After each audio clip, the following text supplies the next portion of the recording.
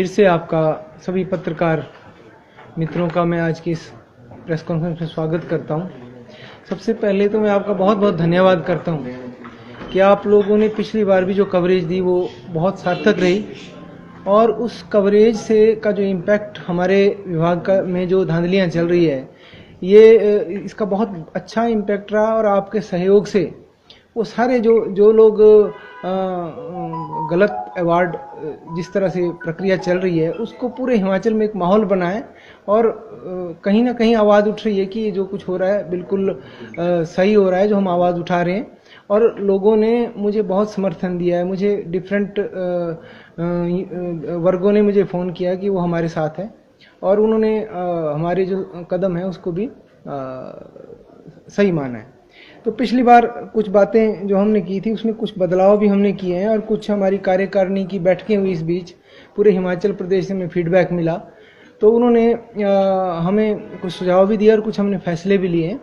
और इसी बीच मैंने जैसे आपको कहा था कि हम 15 अगस्त को जो है अनशन पर बैठूंगा मैं, तो लेकिन अगर उससे पहले कोई हमें सोल्यूशन मिल जाता है तो हम उसको उस हिसाब से अगर हमें वो इसको दोबारा से रिकंसिडर करने की कोई आश्वासन देते तो हम इस अनशन को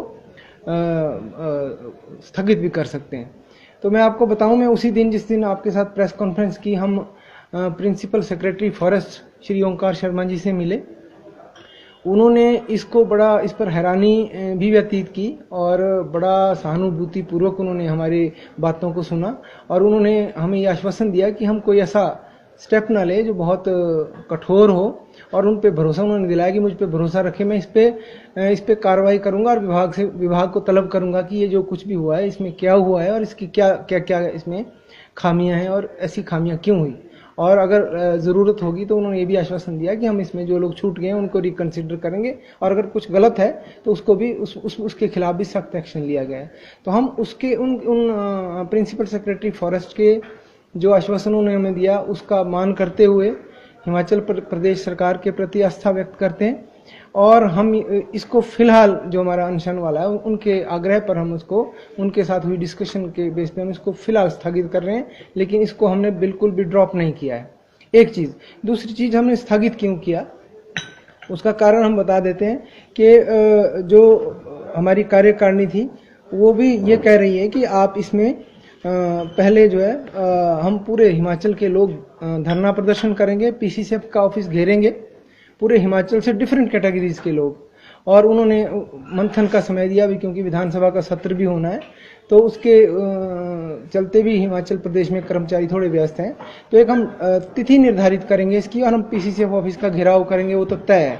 और इस बीच अगर कोई हमें बीच बचाव के लिए या कोई हमारे मध्यस्थता के लिए हमारी बात सुनने के लिए कोई अधिकारी हमें बुलाता है तो हमने नरम रुख अपनाते हुए एक कर्मचारी के नाते हमने उसको भी ओपन कर दिया है कि अगर हमसे वो बात करते हैं तो हम उनको तकनीकी तौर पे बताएंगे कि क्या गलत हुआ है और क्यों गलत हुआ। एक चीज़। दूसरी चीज़ मैं आपको बड़ा महत्वपूर्ण बताना चाहता हूँ, मैं आज पढ़ के आया हूँ, पिछली बार मैंने पॉलिसी पढ़ी नहीं थी, आज मैं पूरी तैयारी के साथ आया हूँ और वो बयान भी मैं आपको दिखाना चाहूँगा। ये बयान है किसी अखबार का, कटिंग है मेरे पास। इसमें हॉप साहब ने बोला था जो अवार्ड दिए हैं वन विभाग ने स्टेट लेवल के, वो जो अवार्ड है वो पौधे लगाने के लिए अवार्ड दिए गए हैं। उसकी लिस्ट भी मैं आपको दूंगा। एक भी जो कैटेगरी इसमें है उस कैटेगरी में एक भी ऐसा अवार्ड नहीं है जो पौधे लगाने के लिए। ये बड़ा क्लियर है, वो मैं आपको कैटेगरी वाइज बताऊंगा यहाँ पर। अब दूसरी चीज, और इन्होंने एक चीज और बताई है कि वीरता के लिए अवार्ड नहीं दिए गए, ये सिर्फ पौधे लगाने के लिए। वो तो मैंने आपको पिछली बार ही क्लियर कर दिया था कि हिमाचल प्रदेश वन विभाग का निर्माण ही पौधे लगाने के लिए हुआ, तो इसमें उत्कृष्टता क्या हुई। लेकिन ये कह रहे हैं कि वीरता के लिए अवार्ड नहीं है। इसमें लिखित बयान है ये पीसीसीएफ महोदय का। पता नहीं, पीसीसीएफ महोदय बहुत अच्छे व्यक्ति हैं, बहुत सहज हैं, लेकिन वो किसी के बहकावे में काम कर रहे हैं या कोई उनको गुमराह कर रहा है, मुझे नहीं मालूम। मेरे उनके साथ बड़े मधुर संबंध है और मैं बड़ा उनका आदर भी करता हूं, लेकिन इस मामले में उन्होंने हमारी बात क्यों नहीं सुनी हमें नहीं मालूम। परंतु मैं आपको बताना चाहता हूं कि एक अवार्ड दिया गया है सर, उसका नाम है, ये देखिए आप, इसका नाम है सर्वोत्तम वन सेवा पुरस्कार है इसका नाम। और इसका क्या है criteria, display of exceptional degree of skill, bravery, बिल्कुल क्लियर लिखा है, skill comma bravery, determination in demonstrated special risk of performance of duty, rescuing in injuries, death, ये वर्ड इसमें है। अब आप बताइए कि ये पीसीसी अब झूठ बोल रहे हैं या उन्होंने पॉलिसी को खुद ही नहीं पढ़ा है। अगर उन्होंने पॉलिसी को नहीं पढ़ा तो ये बहुत बड़ा दुर्भाग्य है। और अगर ये झूठ किसी ने बुलवाया है, मुझे ये लगता है कि पीसीसी महोदय के पास बहुत सारे काम होते हैं और उन्होंने खुद इस पॉलिसी को देखा नहीं। ये नीचे कुछ छुटभइये कर्मचारी भी हैं जो उनको गुमराह कर रहे हैं और अपने जो चहेतों को वो पुरस्कार दिलाना चाहते हैं और आनंद फानन में पुरस्कार दे दिए गए। तो एक अवार्ड ये है। और भी अगर आप इसमें आपको मैं अवार्ड दिखाऊं, उन अवार्ड्स में एक ही व्यक्ति है, उनका नाम है कुल्लू के पार्वती के डीएफओ है, नाम मैं नहीं लेना चाहूंगा, लिस्ट में आप देख लें, अच्छा भी नहीं लगता नाम लेना।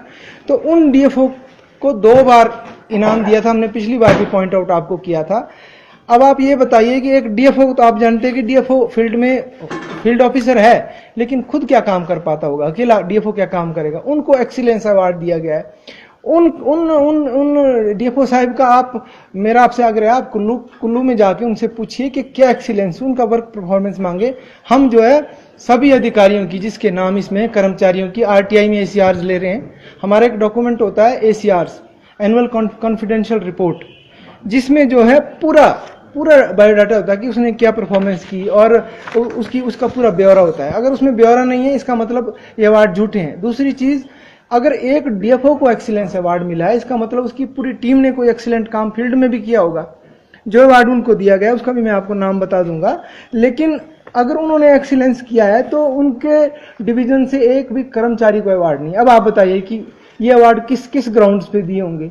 तो इसकी हम तफ्तीश की और इसकी डिमांड करते हैं कि इसको चेक किया जाए। और इसके साथ साथ मैं आपको बताऊं, एक ही दफ्तर के, शिमला के वाइल्ड लाइफ के दफ्तर के, एक ही दफ्तर के 3 लोगों को अवार्ड दिया गया है तेंदुआ पकड़ने के लिए।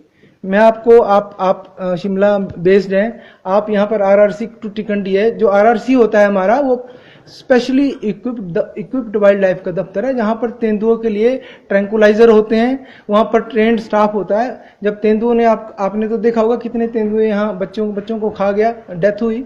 तो उस समय क्या हुआ कि तेंदुओं ने जब अटैक किया तो उन्होंने पिंजरे लगा लिए डिफरेंट जगहों में, और उसके लिए 15 तो क्लास 4 है जी, 14 से 15 क्लास 4 है, 3-4 फील्ड स्टाफ है, वो सब लोगों ने टीम वर्क किया। 3 लोगों को चुना गया और पिंजरे में खुद फंसा है तेंदुआ, एक बच्चा जो है। अब आप बताइए, पिंजरे में तेंदुआ खुद आके फंस जाए, क्या उसको आप उत्कृष्ट कार्य, अगर आपको लगता है कि उत्कृष्ट है, तो ऐसी उत्कृष्टता के लिए अगर अवार्ड दे रहे हैं, तो मैं आपको ऐसे लोग बताऊंगा। चौपाल में एक आदमी को भालू को पकड़ लिया उसने जंगल में, हमारा वन रक्षक था, उसको मतलब इंजरी हुई, लेकिन उसने उसको खदेड़ दिया वहां से जंगलों में रक्षा करते हुए। ऐसे लोग भी हैं। तो अगर आप ऐसे अवार्ड देंगे तो जो दूर दराज में वन कर्मी हैं वो जो है हतोत्साहित होंगे। दूसरी चीज मैं आपको ये बताना चाहता हूं कि ये जो पॉलिसी है, इस पॉलिसी में खुद ही अपने आप में फ्लॉ है। ये डीएफओस के लिए बनाएंगे, डीएफओ से ऊपर के अधिकारी। अब मैं आपको जो जिन लोगों को गलत अवार्ड दिए उसको मैं रिपीट नहीं करना चाहता। अब मैं आपको बताना चाहता हूं कि जो अधिकारी हम अपने नजरिए से आपको बताना चाहते हैं, हम कोई जज नहीं है, लेकिन हम एक डिपार्टमेंट के 20 सालों से तो मैं भी काम कर रहा हूं, वर्कर है। मैं आपको बताता हूं, आप इसकी कवरेज अलग से करें। मैं नाम लेना चाहता हूं कुछ अधिकारियों के सर, और आप बताइए उत्कृष्टता नहीं है उनका। अगर पॉलिसी बननी थी तो पॉलिसी रिवाइज क्यों होनी चाहिए। हमारे एक एपीसीसी वाइल्ड लाइफ है sir, sorry PCC wild life, उनका नाम है राजीव कुमार, उसको मैं उत्कृष्टता का देता हूं। आप देखेंगे हिमाचल प्रदेश का पहला वो दफ्तर है सर, मुझे बड़े गर्व से ये कहते हुए गर्व होता है, पहला दफ्तर पेपरलेस है सर। पूरा कागज ऑनलाइन होता है, डिस्पैच भी ऑनलाइन, कोई फाइल सिस्टम नहीं। आप उस दफ्तर को जाइए, मेरे बाद आप यहाँ वाइल्ड लाइफ के दफ्तर में जाइए, पूछिए, फील्ड से भी ऑनलाइन आता है, कोई कागज पेपर वर्क नहीं है, ऑफ द रिकॉर्ड रहता होगा, आपको कोई इन्फॉर्मेशन। उन्होंने आदेश कर दिए कि जो कोई भी कागज जो है ऑनलाइन होगा, और वर्क उससे इतना स्पीड अप हुआ है कि एक इन्फॉर्मेशन इमीडिएटली आ जाती है, इमीडिएटली। और हमारे विभाग का आप हाल देखेंगे, जो हमारा जो टेरिटोरियल विंग है, वहाँ आपको जो पुरस्कार मिले वो एक तो आनंद फानंद में किए गए, वो उसका डाटा ही कलेक्ट नहीं कर पाए। तो ये उत्कृष्टता अगर नहीं लगती है, इसको एक पीसीसीएफ रैंक के आदमी को भी इसमें ऐड किया जाना चाहिए था। और राजीव कुमार, मैं उनसे आज तक कभी नहीं मिला। कुछ लोग हम पे ये भी आरोप लगा सकते हैं कि किसी एक आदमी का नाम लिया जा रहा है। राजीव कुमार के साथ मैंने कभी जिंदगी में काम नहीं किया है, और ना वो मुझे जानते होंगे एज ए वर्कर, और ना मैं उनको जानता हूं, लेकिन मैंने उनका काम देखा है ऑनलाइन, वो जिस तरह उनका काम हो रहा है। एक हमारे डीएस डडवाल हुए हैं जो वाइल्ड लाइफर है, जिनकी वजह से आपने पौंग डैम सुना होगा हिमाचल प्रदेश में। पौंग डैम देवेंद्र सिंह डडवाल की कड़ी मेहनत का परिणाम है, ऐसा नहीं पूरी टीम ने काम किया। उनकी 5 किताबें हैं सर, मैं आपके सामने कुछ किताबें लाया उनके, जैसे ये आप देखें बर्ड्स ऑफ हिमाचल, 2 वॉल्यूम इसके है, पौंग पे 3 किताबें उनकी है, और हिमाचल की मोस्ट इंडेंजर्ड स्पीशी जिसको वल्चर कहते हैं, एक ही जो है सबसे इंडेंजर्ड स्पीशी बताई गई है।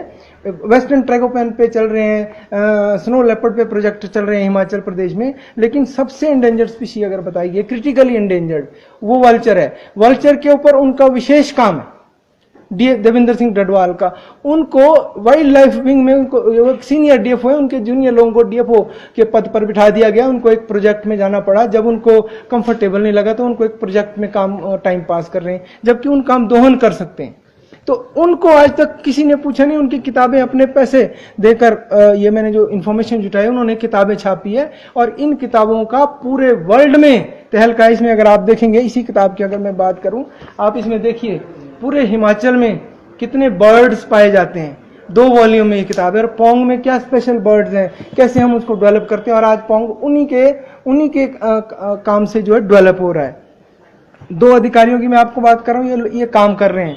एक हमारे वरिष्ठ अधिकारी हुए शक्तान जी, कल्याण शक्तान जी, उन्होंने फॉरेस्ट लॉज कि फॉरेस्ट में क्या लॉ होते हैं, किस तरह फॉरेस्ट चलती है, लोगों को अवेयर करने के लिए, डिपार्टमेंट को अवेयर करने के लिए डिफरेंट कड़ी मेहनत करके फॉरेस्ट लॉ पर किताब निकाली है। उनको आज तक कभी उनका दोहन प्रॉपर तरीके से नहीं हो गया। वो मतलब एक तरह से उनको जहां उनका इस्तेमाल विभाग को करना चाहिए था, उनको कभी किसी अवार्ड के लिए, अभी रिटायर हुए हैं, वो रिटायर हो गए, लेकिन किसी ने पूछा नहीं।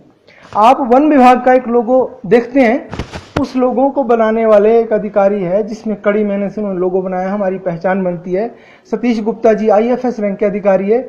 उनको एक वाइल्ड लाइफ है, उनकी तस्वीरें पूरे देश में तहलका मचा रही है। उनकी तस्वीरें, उनको कभी उत्कृष्टता के लिए उनको आज तक रिकमेंड नहीं किया। 2018 में ये पॉलिसी बन गई है, लेकिन आज तक उनको नहीं पूछा गया। एक संजीवा पांडे, जिन्होंने ग्रेट हिमालयन नेशनल पार्क जो हमारा कुल्लू में है, जिसमें कड़ी मेहनत की, जब उनको वहां पर काम नहीं करने दिया गया तो लास्ट में रिटायरमेंट के समय उन्होंने एक किताब लिखी ग्रेट हिमालयन पार्क पे, तब लोगों को पता चला, और एक विदेशी लेखक भी उनके साथ है। इस किताब का पूरे वर्ल्ड में चर्चा हो रहा है, लेकिन पूरे विभाग में उनका दोहन हम नहीं कर पाए। मैं आपको बता रहा हूँ उत्कृष्ट किनको ये अवार्ड मिल सकते थे, मैं कोई जज नहीं हूँ। ऐसे ही मैं आपको नाम लेना चाहता हूँ BS Rana. BS Rana CCF Nahan रहे हैं सर। उन्होंने, मैं आपको बताता हूं कि उन्होंने जहां जहां हो रहे हैं, उन्होंने 40 वन रक्षकों के, उनके वो टेरिटोरियल में DFO थे, लेकिन वाइल्ड लाइफ में उनकी स्पेशलाइजेशन थी।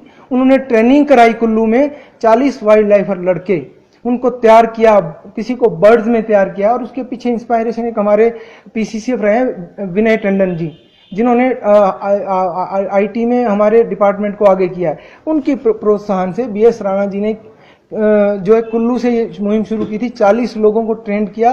किसी को बटरफ्लाई में, आप देखेंगे एक हमारी महिला, मैं नाम भूल रहा हूँ, बटरफ्लाई पूरे हिमाचल की बटरफ्लाई को पहचानती है वो, और उनके पास एक डॉक्यूमेंट है